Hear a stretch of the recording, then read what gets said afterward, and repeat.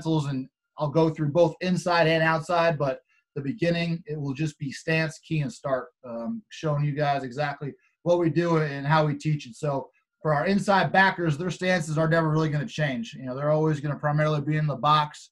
The only time that they'll ever come out of that box primarily is going to be when the mic has 3 removed to the field. The will could possibly be removed from the box, but we do some different stuff based off game plan.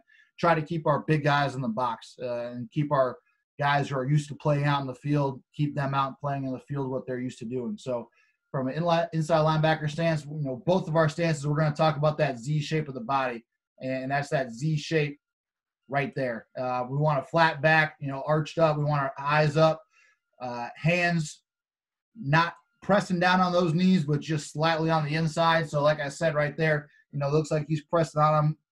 And then my toes and feet, I want those pointed square and straight. So for my inside backers, guys, who are going to be lined up in the box, this is our primarily stance that we teach, and it's really the only one that they have throughout their time. If you're talking about key, what we're looking at pre-snap, and I kind of chuckled as I was making this drawing today. We tell them to key the triangle, and you can see by that shape right there is obviously not a triangle. I was not a math guy by any means, but when we say the triangle, all we're saying is any near guard tackle, okay, and then any back, or maybe there's an off-the-ball guy to that side. That's that triangle that we're talking about. When we're talking day 1, base install, first day of fall camp, that triangle. Now, that key can change as we get into the season based off game plan and whoever that guy might be. But day 1, we're teaching him that triangle. And so for this Will's triangle over here, doesn't have a back to worry about. And it's always better when these guys are aligned on the line, not to worry about them going back or anywhere else. So this Will's triangle, he'll have a true triangle right here. And that's what he's looking at right there. So from a key standpoint for the inside guys. Okay, and then start, bunch, buzz, or inch steps forward. Okay, I've been a part of, 4-3 press quarters where, I can remember the DC telling the linebackers coach, if they see run, blitz. We're not that type of defense. Our guys, our inside backers are always going to be A to C gap players depending on flow. And I'll have a video and drawings of that as we go. So they can't be, lining up at 4 yards and then the ball snapped, they're just running downhill.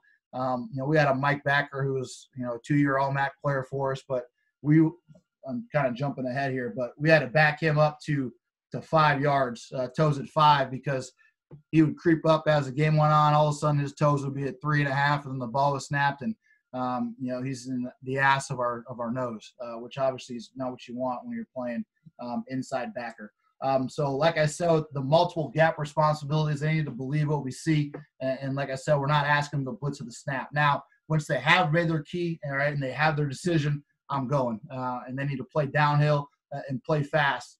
You'll see some clips of guys spilling, some guys of them leveraging. We do have base rules based off game plan, but at the end of the day, we tell them, if you make that decision and you're on the other side of the line of scrimmage, then the guy behind you will be able to fit off of you.